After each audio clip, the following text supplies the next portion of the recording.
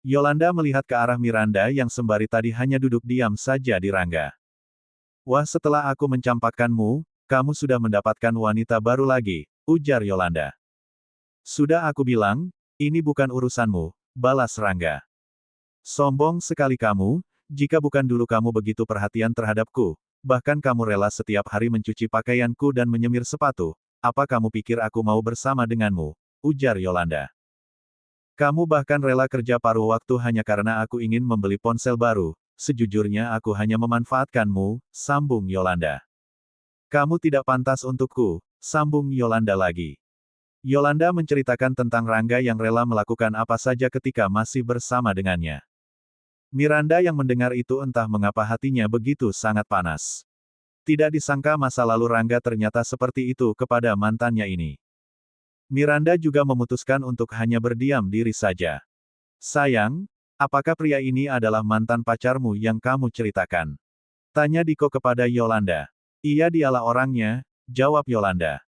Tidak disangka seleramu pria seperti dia, ujar Diko dengan nada menghina. Diko tampak meremehkan Rangga, namun tidak sadar diri, menganggap dirinya lebih sempurna soal harta, namun fisik bagaikan langit dan bumi. Pada saat itu aku sedang buta, untung saja aku sekalian bisa memanfaatkannya untuk menggantikanku masuk ke penjara, balas Yolanda kepada Diko. Miranda juga langsung terkejut dan kesal mendengarnya, tidak disangka bahkan Rangga rela berkorban sejauh itu hingga rela dipenjara. Itu menunjukkan betapa Rangga sangat mencintai Yolanda dan yang paling membuat Miranda kesal, dia baru mengetahuinya sekarang. Kemudian tiba-tiba saja kedua mata Rangga berdenyut sebanyak 3 kali. Seolah mata Rangga memberikan sebuah isyarat untuk menggunakan kekuatannya. Rangga juga mulai menatap ke arah tubuh Diko. Sekilas cahaya keemasan terlintas di kedua matanya. Pandangan Rangga langsung menembus tubuh Diko dan mendapati ada suatu kejanggalan di tubuhnya. Kejanggalan itu adalah bahwa Diko ternyata seorang pria yang mandul. Kemandulan itu disebabkan oleh sebuah benturan yang keras di bagian selangkangannya. Rangga melihat ke arah perut Yolanda yang sudah membesar karena hamil. Rangga juga langsung menyadari ada kejanggalan di sini. Aku tidak menyangka, selain tidak punya hati, ternyata hanyalah wanita rendahan, pikir Rangga. Rangga juga mulai menunjukkan senyuman di sudut bibirnya. Sembari tadi Yolanda terus mengatainya, tapi dia tidak malu dengan dirinya sendiri. Bro, aku rasa kamu bahkan lebih kasihan dibandingkan diriku yang dahulu, ujar Rangga kepada Diko. Apa kamu yakin anak yang berada di dalam perutnya itu adalah anakmu, atau kamu telah diselingkuhi dan kamu tidak mengetahuinya? Sambung Rangga. Seketika Diko dan Yolanda tampak terkejut mendengarnya. Sialan, apa maksudmu berkata seperti itu, ujar Yolanda kepada Rangga tidak terima dengan tuduhannya. Aku rasa kamu masih mencintaiku dan tidak terima aku bersama pria lain, tapi kamu juga tidak seharusnya memfitnahku seperti ini, sambung Yolanda. Yolanda langsung menyangkalnya, namun wajah Yolanda justru terlihat sedang panik. Yolanda tidak menyangka Rangga akan berkata seperti itu kepada Diko. Apa dia mengetahui sesuatu? Tidak, aku rasa dia hanya asal bicara saja, pikir Yolanda.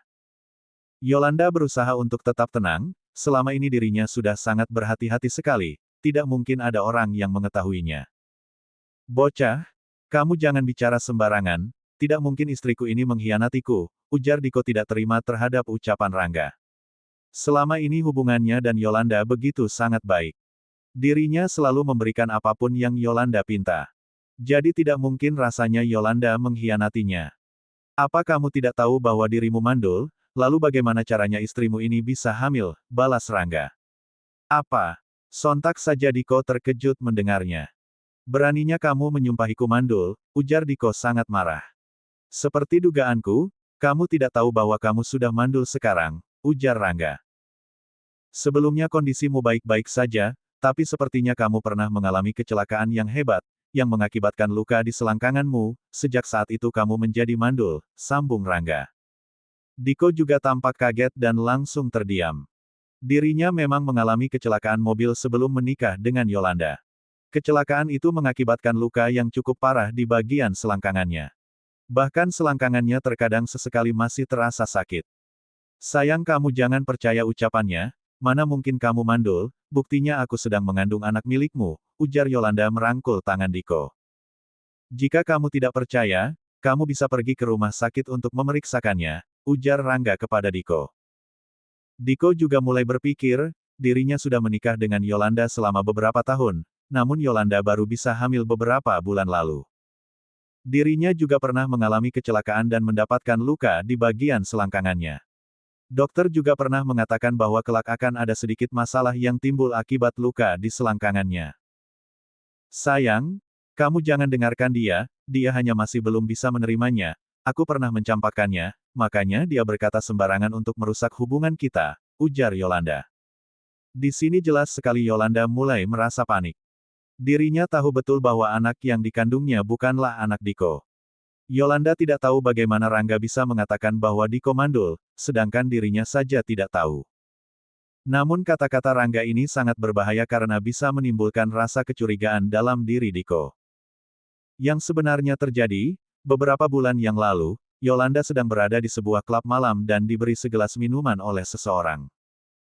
Yolanda sama sekali tidak mengenal orang tersebut, namun dirinya tetap meminum habis minuman yang diberikannya. Setelah meminum minuman itu, Yolanda merasakan tubuhnya begitu lemas, pandangannya menjadi kabur dan kemudian tidak tahu apa yang terjadi.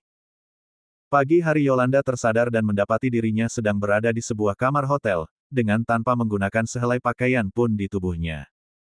Saat itu Yolanda langsung tersadar, bahwa semalam dirinya sudah dilecehkan orang yang tidak dikenalnya. Sialnya setelah 1 bulan kemudian, Yolanda mendapati bahwa kini dirinya tengah hamil.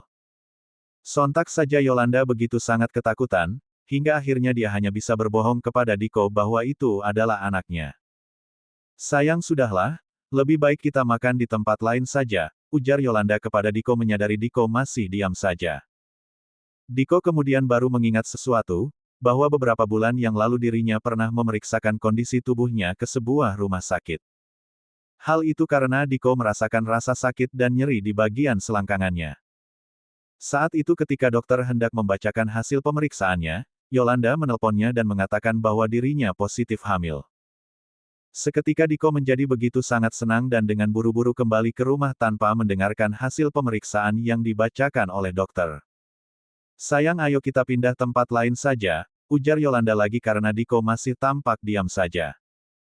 Bukannya membalas ucapan Yolanda untuk pindah tempat makan, Diko justru mengeluarkan ponselnya dan menghubungi seseorang. Halo, ujar Diko di telepon. Ternyata orang yang ditelepon oleh Diko adalah dokter yang melakukan pemeriksaan terhadap dirinya beberapa bulan yang lalu. Diko menanyakan hasil pemeriksaan dirinya karena sebelumnya dia belum sempat mengetahuinya. Dokter itu juga langsung menyampaikan kepada Diko, bahwa dirinya mengalami masalah yang serius pada kejantanannya. Apa? Diko juga langsung terkejut sambil memegangi ponselnya. Tuan Diko, untuk ke depan Anda kemungkinan tidak mungkin bisa mempunyai anak, ujar dokter di telepon. Diko kaget bukan main, semua seperti yang dikatakan oleh Rangga bahwa dirinya benar-benar mandul. Karena dirinya mandul, sudah jelas sekali anak di dalam perut Yolanda bukanlah anaknya. Baik saya mengerti, balas Diko mematikan teleponnya. Sayang kamu habis menelpon siapa? Aku sudah lapar, aku takut mempengaruhi anak kita yang sedang dalam kandungan, lebih baik kita segera pergi ke tempat lain untuk makan, ujar Yolanda kepada Diko yang baru selesai menelpon.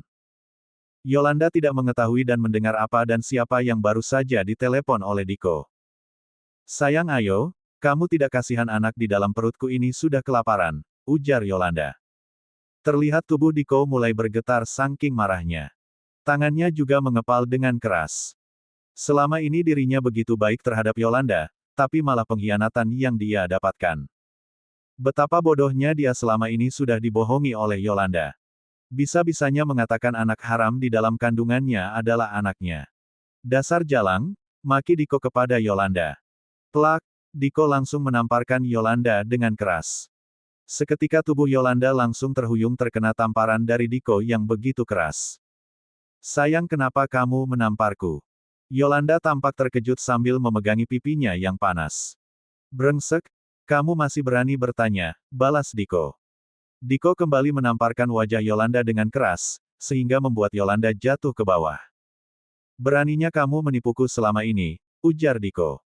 Sayang, aku menipu apa? Aku sama sekali tidak mengerti apa yang katakan. Tanya Yolanda. Yolanda terlihat sedang terduduk di lantai sambil memegangi wajahnya yang mulai bengkak. Untung saja aku sudah tahu lebih awal, jika tidak, mungkin aku sudah membesarkan anak haram milikmu ini, ujar Diko.